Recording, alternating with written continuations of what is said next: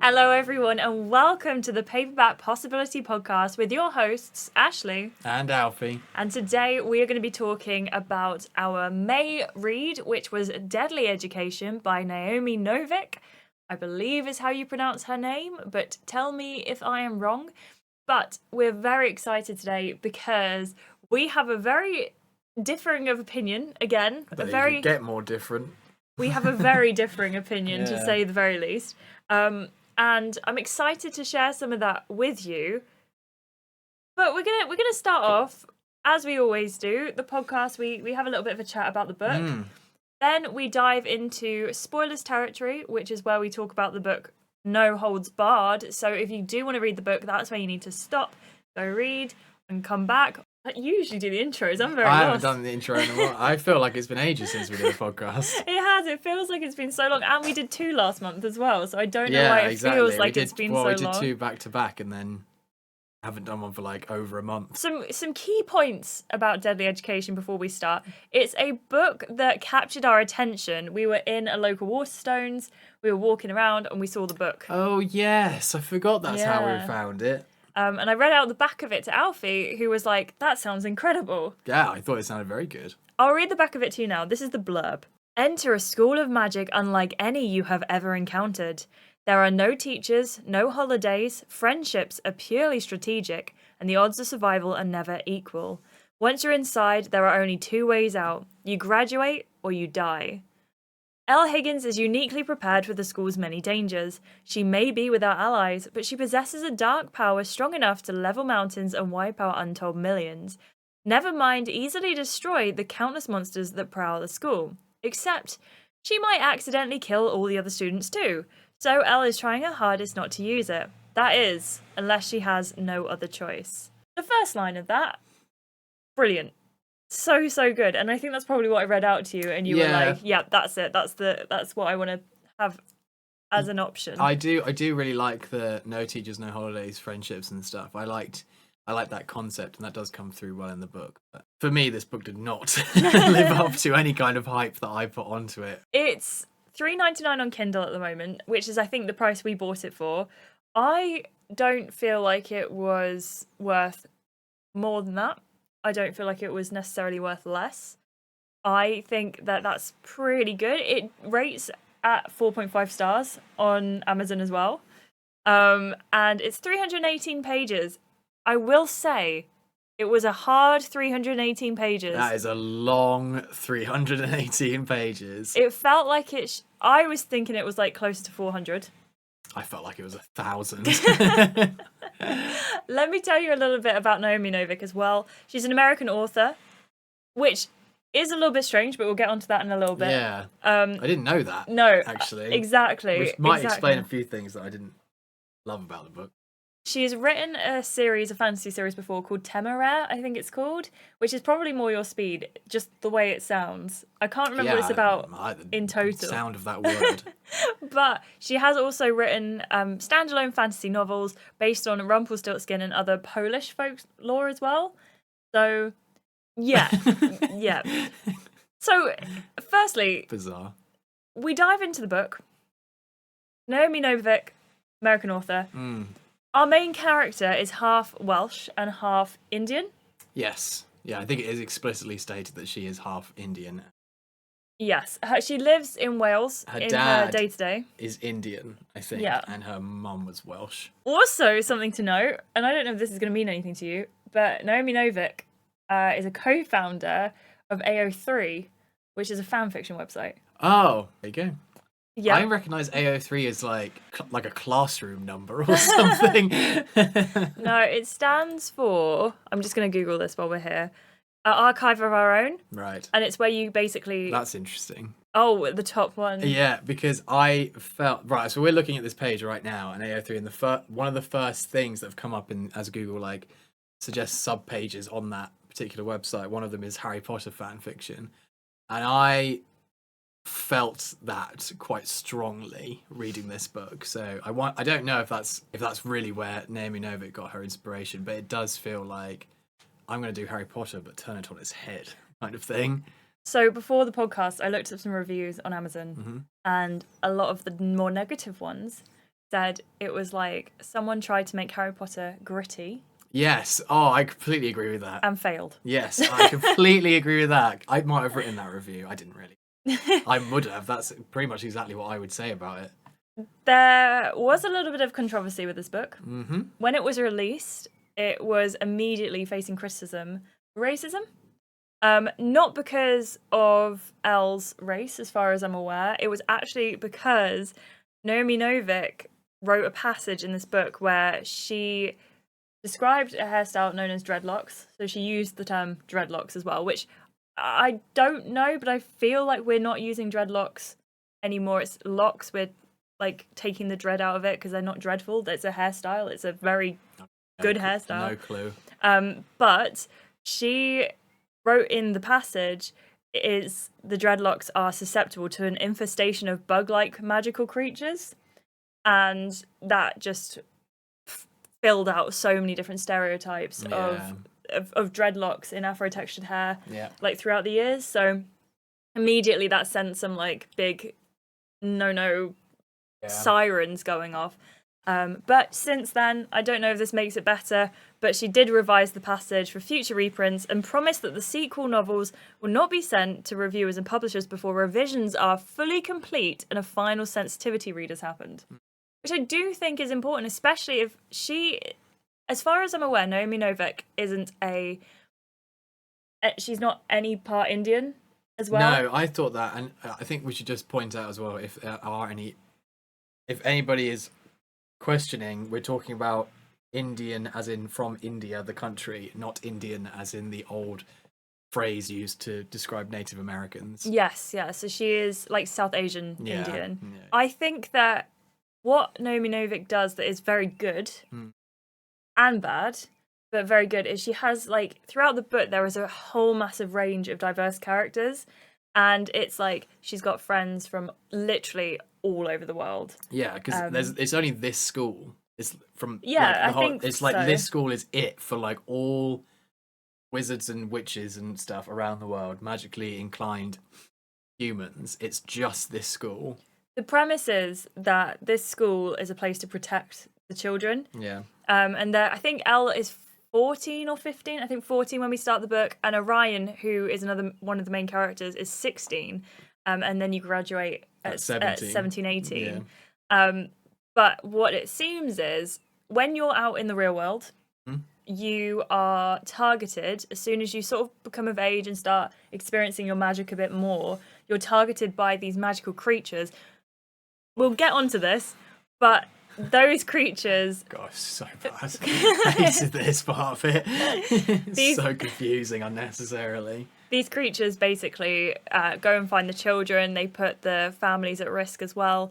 So in order to combat this, around the age of like 14, when they start having these sort of like magical feelings, they send all of the children to this school, which is called the Scholomance. And the whole trilogy is out. It's published already. There's, I think the first one was 2020, the second one was 2021, and the third one was 2022. So I don't know, but I get the sense that it was written in full before she probably it was published. Knew it. Yeah, she knew where it was going. Yeah, which is interesting as to your point on the political side of things.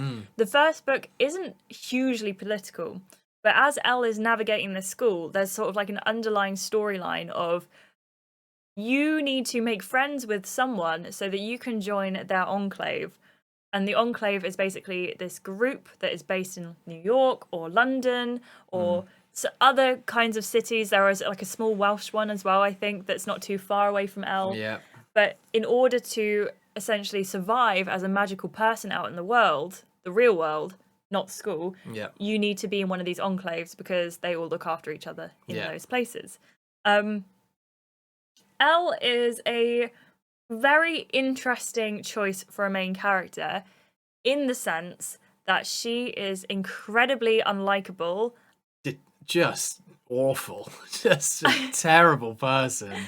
I would say to start with, because this differs between us again, but Elle hugely grew on me, and enough so, I will say at this point in the podcast, I I was going to buy the second book before Mike, one of the listeners of the channel, one of my very good friends, gifted me the book. So the second one in the series, I do have it. I haven't read it yet because I wanted to do this podcast first.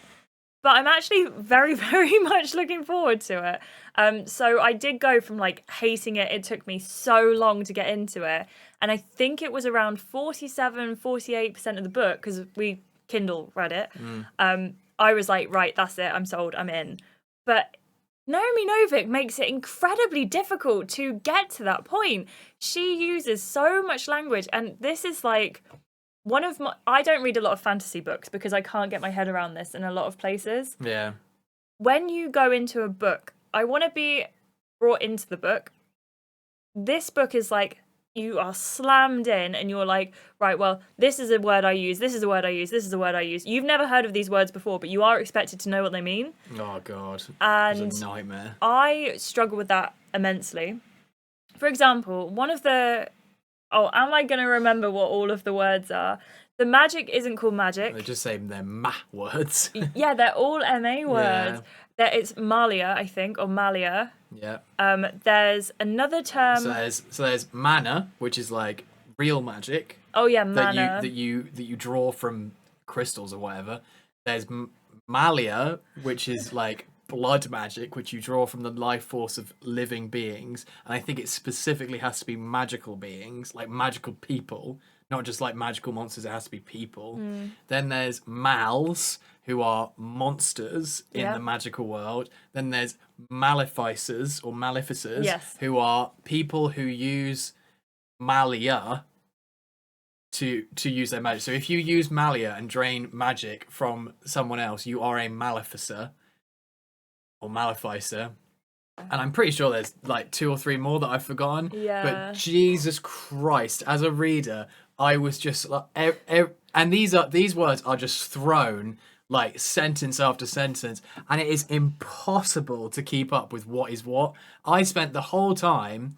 I think I was about 40% of the way through before I like asked you, and I was like, "What is a? Can you just tell me what a mal is?" Because I'm thinking that a mal and a maleficer are the same. Because in linguistic speak, that just makes sense to me. Yeah. Mal would be short for maleficer, but they're 2 completely different things. If you want it to be 2 completely different things, just use another word. Make it mallets or mallows or something. If you want that to be the monsters, don't make it maleficers and mals and malia and put them in, and they're all 3 different things. I know that she thinks she was being really clever in like etymology and being like, oh, the root word is magic or the root word is mal or whatever, but God, it was driving me insane, and the characters are so unlikable anyway, and the words that she uses are so difficult to read, and it's just, it's like she wrote a book that she specifically didn't want me to read, and was trying to stop me from reading it every turn.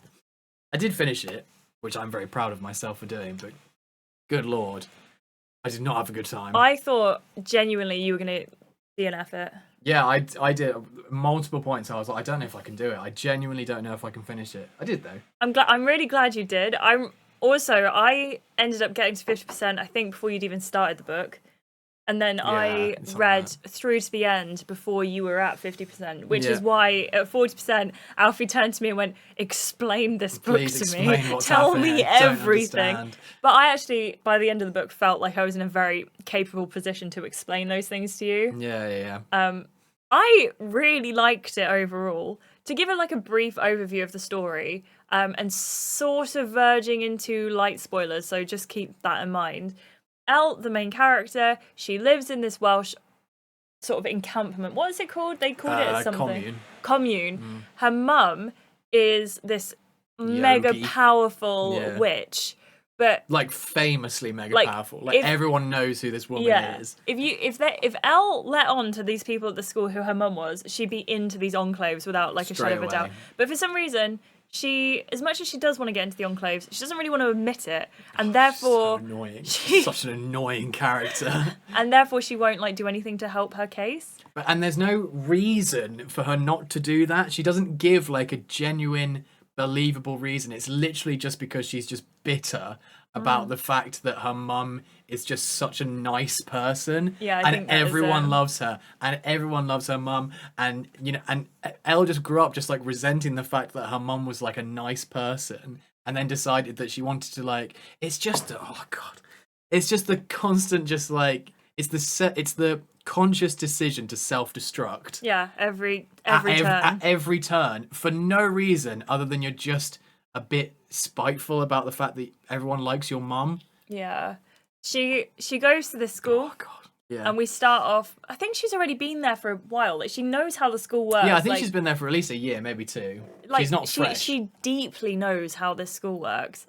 I think, is she in year 2? She might be in year 2. Yeah, that sounds about right. And sorry, it has been a little while since I finished reading the book because we It took me had about to 4 wait years to read it. we had to wait for Alfie to read it, and then like we needed to wait to film the podcast. So it's been like a substantial gap. But Elle goes to the school.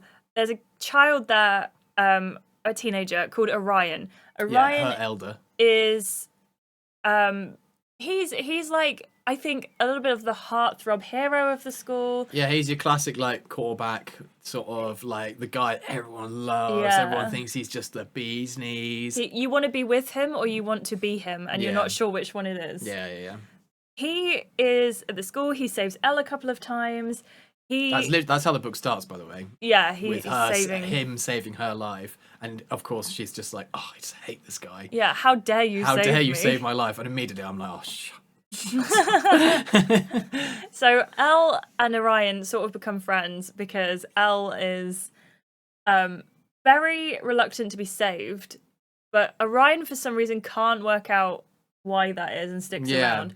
But also Orion's friend Louise has disappeared, and because of Elle's sort of spiky nature, he's like, well, maybe she had something to do with it. Yeah, I feel like it was something like Orion wasn't. Did Orion already suspect what had happened at that point? Or was he? Yeah, so I think he. Is this a spoiler? Can I get into this yet? Do you think? It's very early on. It's literally like the first. If it's in the first, act. like. Orion suspects that Elle is a Maleficer. Yes. Because she was close to Louise. Or like, when I say close, she was in close proximity to Louise. Yeah. Like, she's literally like 2 rooms down. Louise has disappeared. Orion thinks, well, it could have been you because everybody hates you and you hate everybody. So if anyone's going to be a Maleficer, it could be you, and you might have killed her. So I'm just going to hang around and just see what's up. But Orion is such a nice guy that when he sees that she's in danger, he goes and saves her anyway. Yeah. And that's sort of how their relationship forms. And Orion is still very suspicious of her, so he hangs around her to make sure what's going on. But Elle is just like, oh, just leave me alone, you weirdo. Yeah. Throughout the course of the book, they become closer friends. There's like a little hint of a romance set up towards the end as well, but it's so hinted at, I can't even go into that. I would say that it's not even hinted. I think it's very explicit. Do you think? The romance, yeah. It's not like... Oh, to be fair, okay, we'll get into it towards the end. Yeah. But no, you are right. But there is a romance set up between 2 of the main characters, who we may or may not have already mentioned. But because Orion, this wonder kid, is hanging around Elle so much, everyone else starts hanging around Elle. Yeah. And she's battling with this whole, like, why do they want to be with me? Like, I'm so detestable. I'm such a horrible person. But the thing is, she's really giving us no indication that she is that. She just seems to be quite spiteful of herself and her upbringing. And her dad's not in the picture. And we find out why as we go into the book. But she just grew up with her mum. And because Elle is a Maleficer... She is, yes. She expresses this a bit early as well. Yeah, that's pretty early on that we learn about that. But this is why the book is so confusing. I'm trying so hard to get through like the outline of this book. But there's so many like caveats and things I need to be like, well, you need to know this if you're going to need to like know the next bit. Yeah, oh god, it's so annoying. The thing is about Elle, she is a Maleficer. Maleficers use Malia, which is what Alfie was talking about, is the life force of another being. Of another magical person. We think it's magical. I think it is. I don't think there's any explicit mention of it being non-magical people. And one would assume that it was magical people, otherwise... No. why are there not Malefacers running around the whole of the world killing people? Because that's a very good question. I don't know. Yeah. But I don't think it's just magical beings. The book goes on. Elle is battling these powers because she basically, as a Maleficer, needs to use Malia in order to use her powers. But she doesn't want to do that because she doesn't want to take the life force out of anything. So she uses... Because underneath it all, she's actually a nice person. Yeah, she's a nice person. And... If you've ever met or been a moody teenager who literally just hates the world for the sake of it, that's what Elle is. But she is 14. I know, and that's who she is. But if you... there's a reason that teenagers are so annoying, and it's because they're like this. And like, oh God, the whole way through the book, I was just like, oh, just shut up. Just stop talking to me. The book is also written in first person. Yes. And I actually think I would have gotten along a lot more with this book if I wasn't in Elle's head the whole time. If I could have been separate from Elle and watched Elle, I'd have been like, okay, well, you are somewhat interesting. You're a teenager who's going through stuff, and and you're dealing with this life of yours, and that's how it is. But it's like she's just like chomping in your ear the whole book, are just about how horrible everyone is and how horrible she is and how there's no hope. And it's just like, oh my God, just stop talking to me. It's okay. Just stop talking Take a deep to breath. me. It's okay. We go into this school and we're being saved from everything all the time because these Mals, these creatures of like darkness, Not short for Maleficer. not sure for Maleficent, are coming out of like every corner. They're in the scrambled eggs, they're in the vents, they're under the bed. They're like literally everywhere you can find them, which is why They come Orion's out like the sink. They like Literally. literally all sorts. And there are so many like really nice touches to this book that I like the fact there aren't any teachers, so they have to post their tests through like a little letterbox on the desk. Yeah, like a magical letterbox. But they have to be really careful because there might be a Mal in there. So there are Mals everywhere in the school, and what transpires is, again, verging in spoilers, what transpires is these Mals have got into the school and they're not supposed to be there. When the school was built, it was to protect these children from the outside world and from the Mals.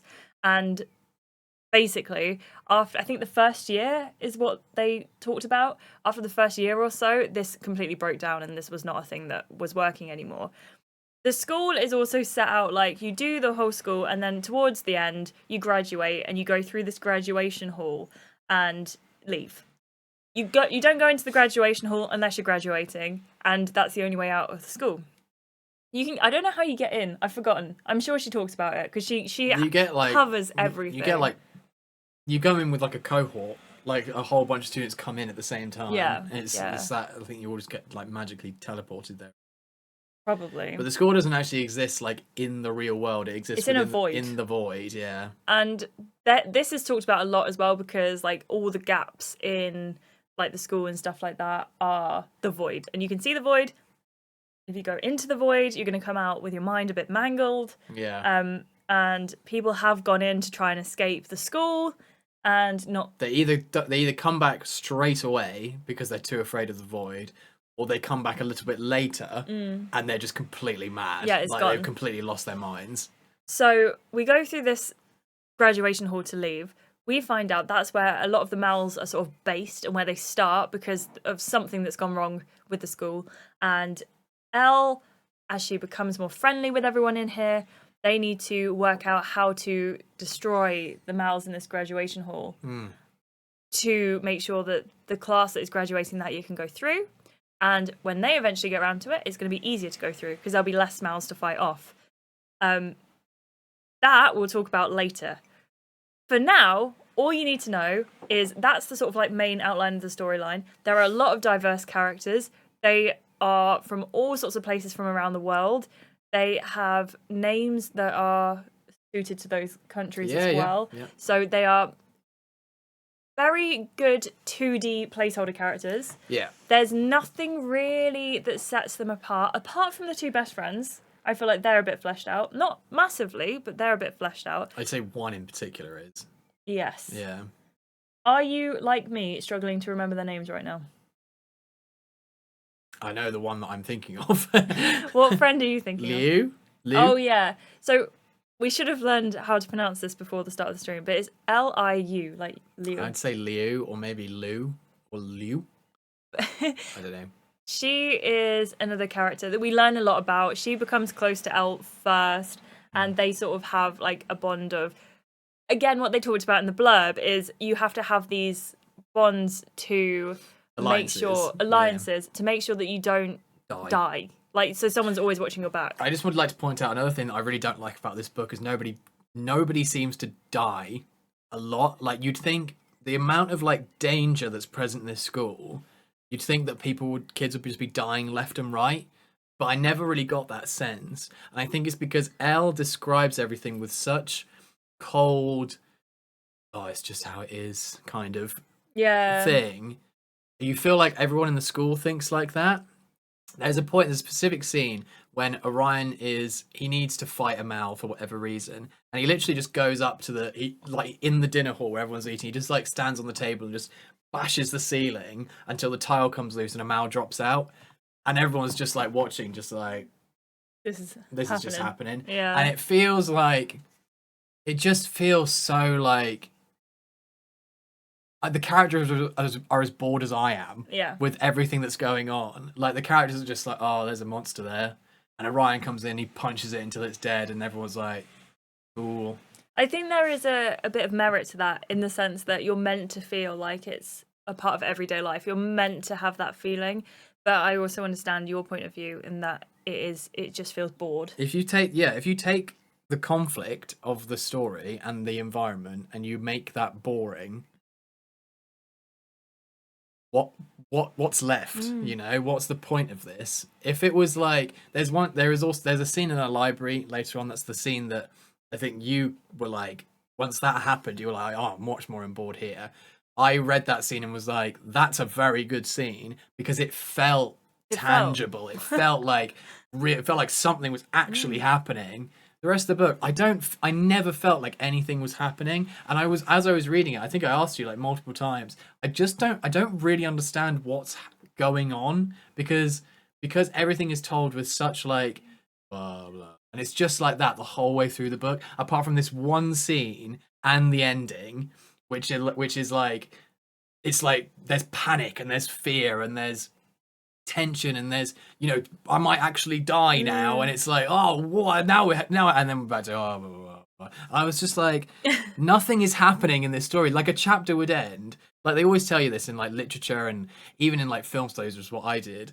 Like, they always tell you, like, every time you finish a scene or a chapter, like, you have to kind of set up the next thing that's going to happen. I never felt like that in this book. I felt like I read a chapter, nothing happened, and then the start of the next chapter started, and it was like the last chapter hadn't really even happened. They were just going to lunch again, and Elle was just whinging at Orion and saying like, oh yeah, I don't like you. You never leave me alone, but you do all these nice things to me. And Orion's just like, I don't understand you, Elle. Like, I'm so nice to you, but you hate me. And all the other people are just like, well, I don't like that Elle person, but she's hanging out with Orion, so we better keep her on side. And I swear that's how like there's only like 13 chapters, and I think that's how like 7 of them start, and I think that's also how like 7 of them end, and it just so boring. It's genuinely one of the most boring books I've ever read. So I hate to ask this question before we get into spoiler territory. What would you rate it? 1 star. If that is at the minimum. Yeah. 1 star. 1 star. I think it was boring. I thought the characters were completely unlikable. I thought the world design was laughably bad, because there's no sense to it. I know that there is sense to it, but the sense is so misguided that like it doesn't make any sense. One of your notes here that I'm looking at, you have you have the word info dumping, and oh my god, is this book so guilty of just massive info dumping for no reason. Like, the chapters are like 20 pages each, which is, in my opinion, 10 being like where a chapter usually 10 pages, 20 pages, that's a long chapter. I would say 10 to 13 pages of each chapter is spelled just info dumping about this world. And then 7 pages is just spent watching them eat dinner and just whinge about how terrible everything is. And it's just, oh god, it was awful. It was just so bad. It was just so bad. It was so bad. I hated this book. I never want to read it again. What would you rate it? I'd give it a 3 star. Mm-hmm. I think it was okay. I think if one is like terrible DNF, 2 is, I don't know, 3 is average, it's okay. I could be persuaded to read the next one, but I could also leave it. 4 is like, yeah, I have pretty like good interest, pretty strong interest in reading the next one. I really enjoyed that book. And 5 being like, absolutely, it's not even a question, I'm reading the next one. And it doesn't have to be a good book if it's a 5-star. It just has to be one that I align with 100%. Yeah, absolutely. Like a 5-star book is a book that I enjoyed reading. Yeah, I absolutely. had a good time. I think you say info dumping. I also say info dumping, but I do think it was a lore drop as well. Like if you look at it that way, it's a lore dump. So I feel like for me it's a 3-star because I could take it or leave it. But as I say to you, by the end of the book, I was very excited to read the next one. I was like, right, it's time. I'm ready to go. Now that it's been a little while, I probably could leave it. Yeah. I'm not going to because again, I have the copy of the book now. Thank you, Mike. But it's not my favorite. And before we get into spoiler territory, I have 2 lines from Amazon reviews that I want to share with you. I love these. I've been looking at these the whole time. Well, I did it to appease you, Alfie. So G. Richardson on Amazon says, gloomy plot with dislikable characters that it's impossible to care about even when the author is killing them off in nasty ways. I think that's even kind because I don't think they're even killed off in nasty ways. They're just not. They're very rarely killed off. A bunch of characters die at the end, but not even like the ones that we've been like grown to care about. I don't really remember any like significant characters dying at the end. Is that right? I always keep that for the spoilers bit, to be fair. Whatever. But no, I disagree. I think there was a fair few deaths. But the problem is because what we are seeing is characters that you're not invested in. Yeah. And the characters that we are invested in, it's hard to actually invest in them. Yeah. Another one of the reviews is from... I could have written this myself. Mike Trebor. The main character is self-obsessed, immature girl on speed who never stops talking and allows no space for either a storyline to develop or expand. And I agree with this next point. 100% agree with that. The other characters are only names with no depth. Absolutely. And that's so true because Orion and Elle, I think, are really the only characters that are fleshed out. Liu and the other best friend whose name I cannot remember at this moment. Amy, Ashley, and it's an A name. Anya? Anya Son. Something. It's a stupid name. You can't call someone's name stupid. It's not a stupid name. It's a name that we can't remember right now. Yeah. But I think that those may be the only 3 characters that are like properly fleshed out. But there's a lot going on in this book. We're going to get into slight spoiler territory. I'm going to talk about the scene in which I really started to like this book as well. But if you are listening to this so far and you're like, maybe I won't like it, maybe I shouldn't read it, the answer is you probably shouldn't because it's one of those books where you actually have to invest your time into enjoying. And you know what? Maybe we're wrong because Amazon is a 4.5 star overall, but I think that maybe that's because if I was like Elle's age reading this book, I probably would love it because Elle and I would have the same view of the world. I know that I was definitely very much like hated everything when I was a teenager. So I don't know if that's something that would have translated. So maybe it's a younger audience. It just said fiction on it. It didn't say specifically like young teen. So it is on Amazon. It's teen and young adult coming of age. It's 150 in coming of age fantasy, and it's 163 in just coming of age. When you're writing fantasy, or you're writing science fiction, or you're writing genre fiction where specific world building elements are affecting the plot, if you write those elements outside of when they're affecting the plot, readers generally struggle to remember them because they're not important in the moment that you're being told about them. So, for instance, we hear a lot about mals and maleficers before mals and maleficers are really in the situation. Yeah. The same thing. We also kind of often hear about things after the time. The one scene where that doesn't happen is the scene that you're going to talk about, and was like, this is actually good writing. This makes sense. I'm learning about a particular part of this world as it's important, and I'm learning the thing about it as it's being told to me, and so I can make tangible connection, like world building, plot, smush them together, fantasy. Yeah. That's it. In this book, Elle is constantly info dumping information about the world in ways where it's just like, right, we're going to lunch now and we're going to sit down, and now I'm going to spend 4 or 5 pages info dumping about this particular world building element, and now we're back at lunch talking about nothing for about 4 or 5 more pages, and now I'm going to info dump about this other thing, and nothing feels like it connects to the next thing. And because it's told in such teenager drone, it all just feels so disconnected and weird that I spent huge portions of this book just reading it and being like, I don't know what's going on. I don't know what I'm supposed to be taking in. I don't know what is important information, what's throwaway information, because nothing ever has any tangible reason for being told at the moment of which it's being told. Often those elements come in later, but they're not told like, this is happening right now. Our character is faced with this thing, so I'm going to tell you about this thing right now. It's often like Elle just kind of offhand mentions something and then just goes into this big exploration about what that thing is whilst she's just sat at lunch and nothing is happening to do with that thing. And I just found that so irritating because I couldn't keep up with what was going on. Yeah, I agree. If we get into spoilers territory, I've got a couple of quotes that I would like to read you, and also I would like to talk about the scene that we've hinted at throughout the first 2/3 of the podcast. Yeah. Firstly, the scene that really sold me on the book. Yes. And it is a good scene. You gotta give it to Naomi Novik on this particular part of the book. This is a good scene. Elle is in the library. We are in spoilers, by the way. Yes, this is spoiler territory.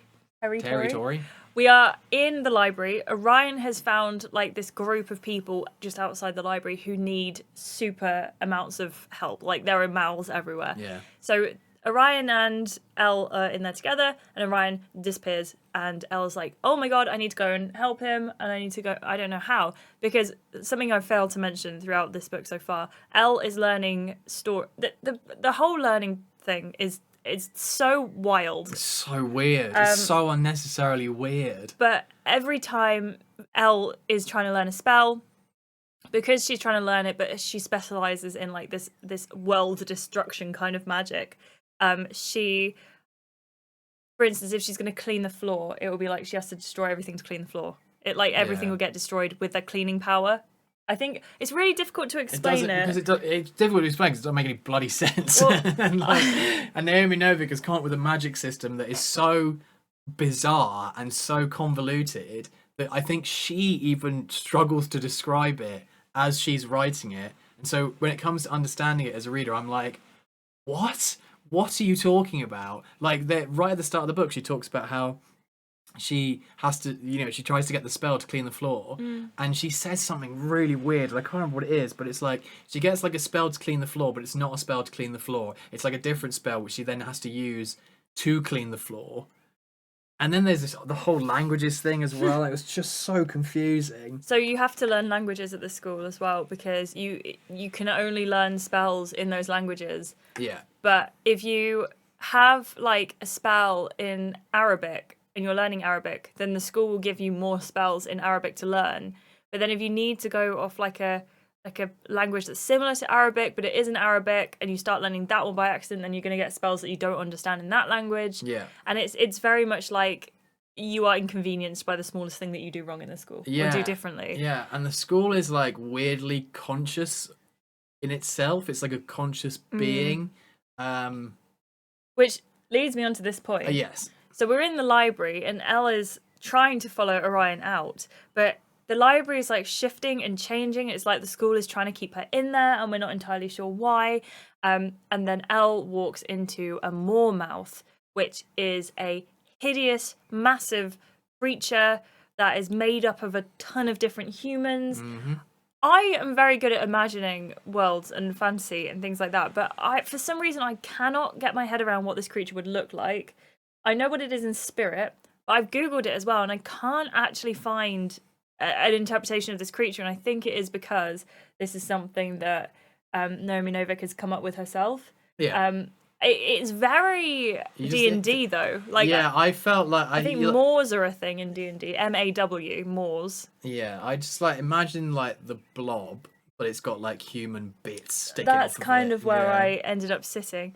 And this Moormouth is a creature that is like, if you see one of these things, you are dead. Like, there is no way you're going to survive. No chance. And the only way that Elle is aware of that you can kill this thing is to basically go in its mouth and choke it. Like you give it indigestion to the point where like it can't breathe or whatever it does. Yeah. And it like kills itself by your being in it. Exactly. And Elle realizes that she is the only person who is here. She needs to stop this creature coming after the other students. At this point, I think she's like started to really feel those friendships. She doesn't want them, but she's starting to feel them.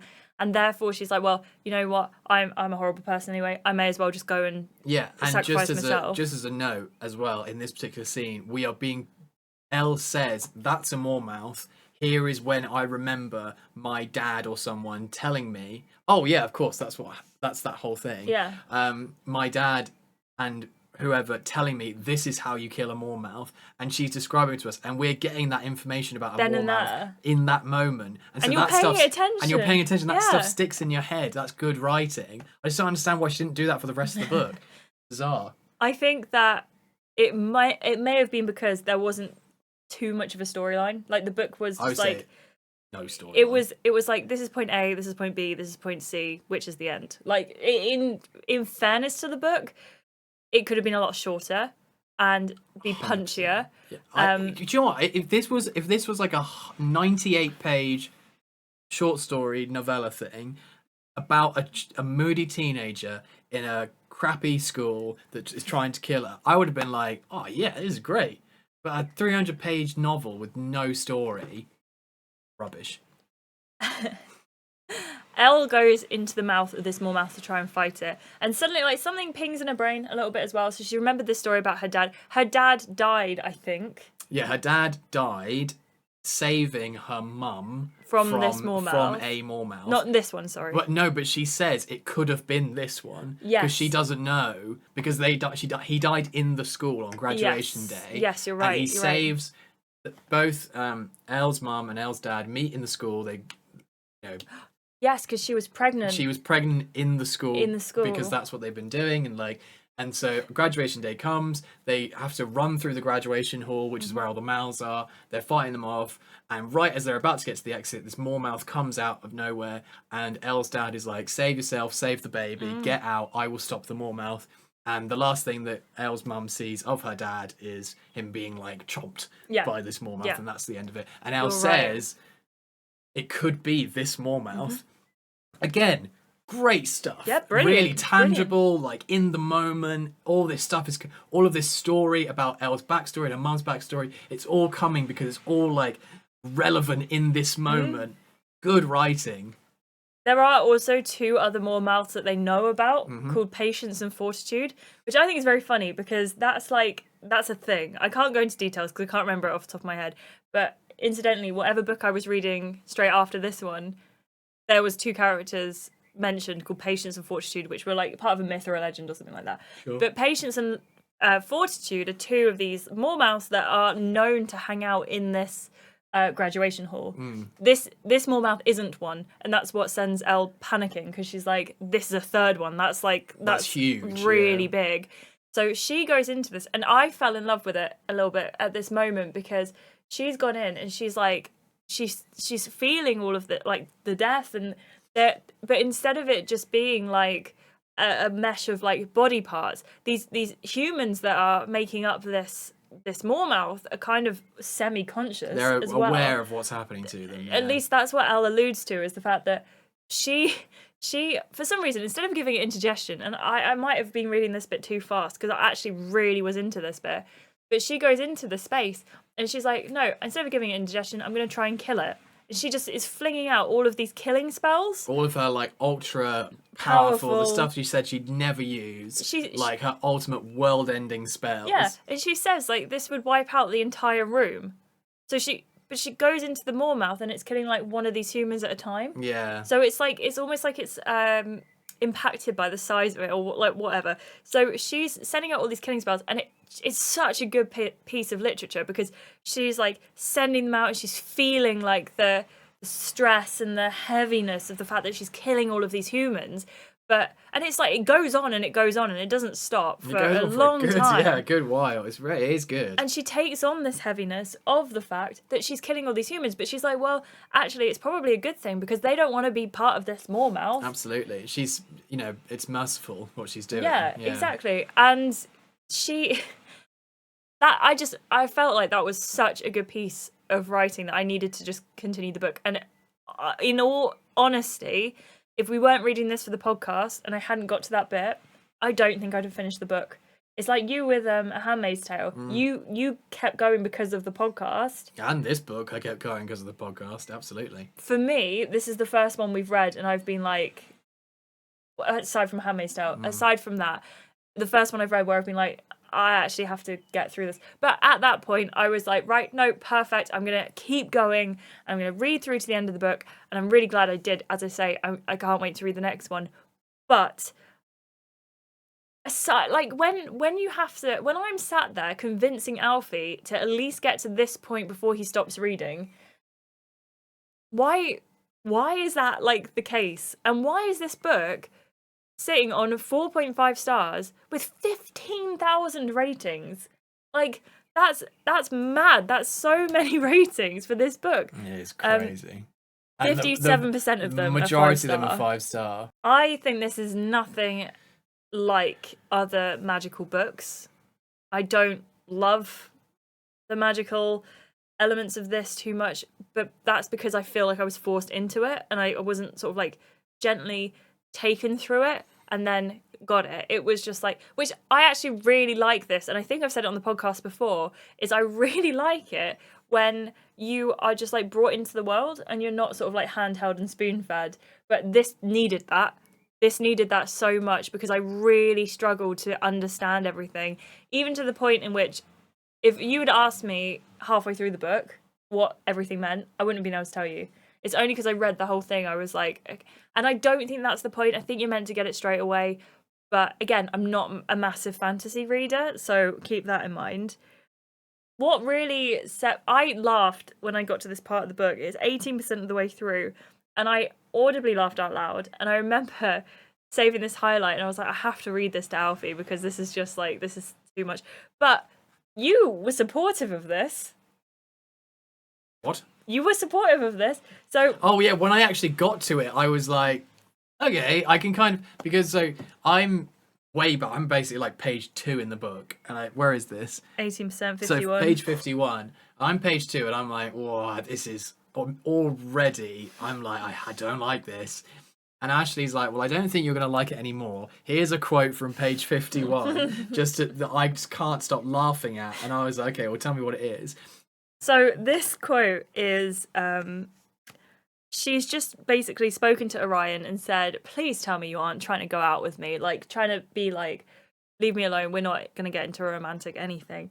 And she then carries on. It didn't seem likely. No one ever has, as in tried to go out with her. It's not that I'm ugly. On the contrary, I've been growing increasingly beautiful in a tall and alarming way, as befits the terrible dark sorceress I'm meant to be.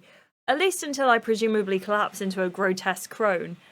And I don't know what it was about that writing, but it felt very sanctimonious. It felt very much like she's saying all these really horribly critical things about herself, and then there's this, which isn't like the same sort of matter-of-fact way that she's been talking about herself as being like this horrible person, but it's like, actually, no, I'm going to elegantly talk about how wonderful I am.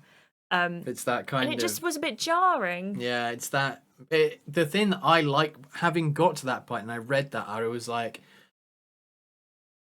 Naomi Novik say what you like, but I think she does.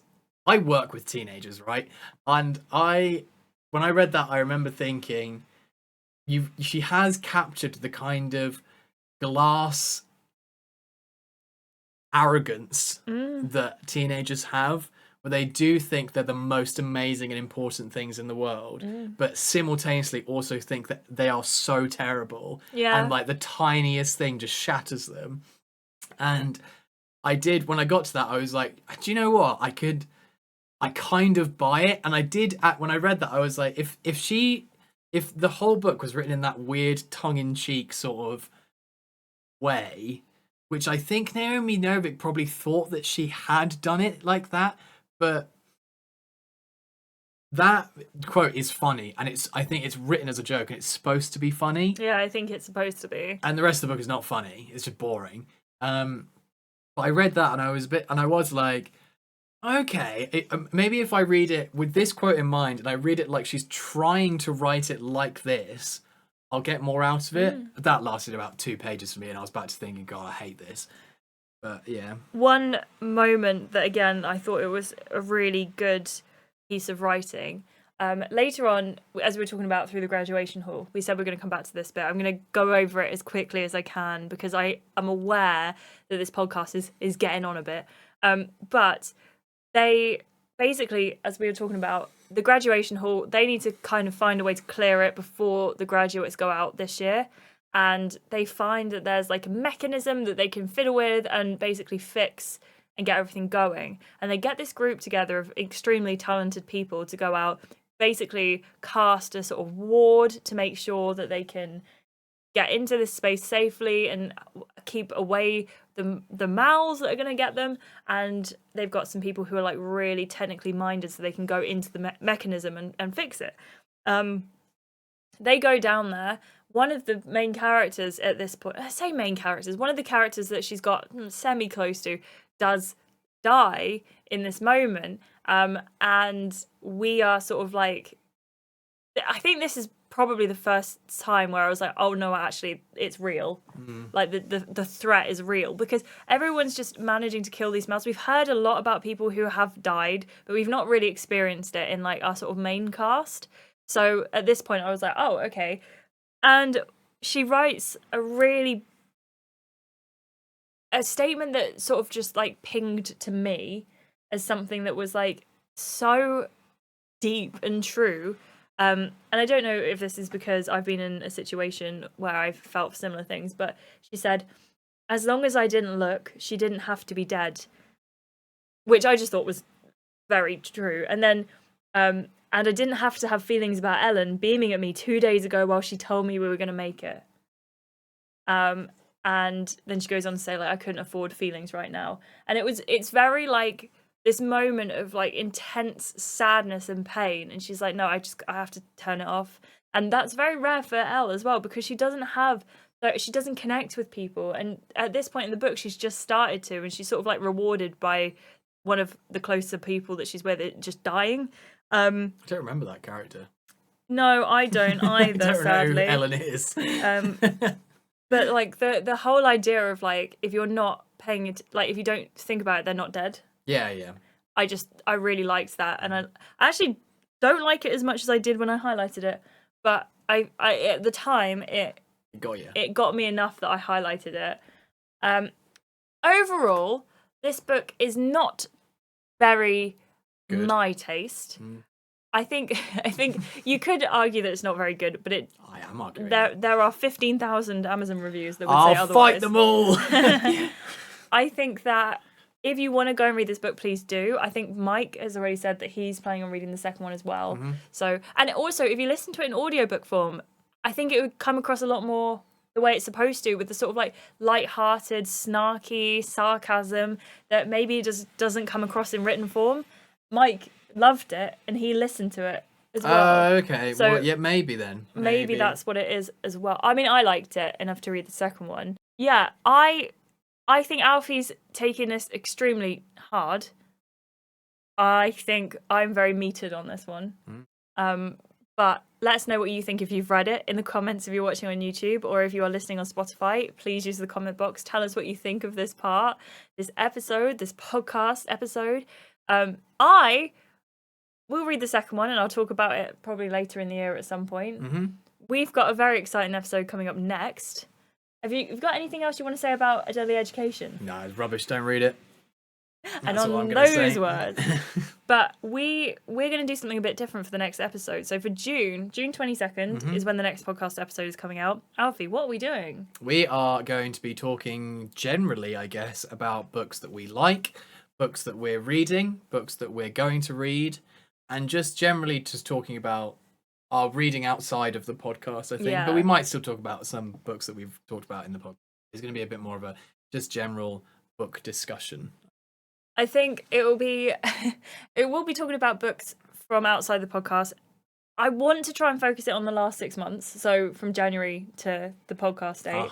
However, I will almost definitely mention Stranded, because I can't seem to go for a podcast without mentioning to be fair, that I really like Stranded. I didn't like it and I still can't stop thinking about it, so let us know if you want us to do any kind of like mini episode on Stranded as well. Yeah. But thank you so much for listening or watching wherever you are. It's been a pleasure. I hope you feel some kind of satisfaction about being able to vent your hatred of this book. Yeah, it's so bad. I don't think it was that bad, but also, as always, it's one of those ones where the tagline is a TikTok sensation, and I think. Well, it's not the books I'm seeing. Lattes was a TikTok sensation, and that book was incredible. I'm reading a lot of TikTok sensation books. This one hasn't come up on my TikTok, and a lot of the other ones have, and I think that tells you a lot. I'm well in on fantasy book talk. And it's not come up for you. And it hasn't come up for me once. I have a slight conspiracy that's because they're not actually TikTok sensations, and it's just a marketing ploy. My conspiracy was that the TikTok people read it and thought it was rubbish. I'm excited to see your TikTok clips of it. I'm not making anything. I'm not giving this book any more than it's already got. Those 50,000 reviews is enough. If you have any suggestions for books you want to see us read in July, make sure you leave that commented down below as well, because as always, we pick a book that we're going to be reading out of 2 possible choices at the end of every episode. Next month isn't that, because, as we say, we're going to do our sort of like around the podcast reading episode, and I'm very excited about that. I hope you are too. Me too, yeah, definitely. So we'll see you in that episode. But for right now, thank you so much for watching. I've been Ashleigh. I've been Alfie. And we will see you in the next episode of the Paperback Possibility Podcast. See ya!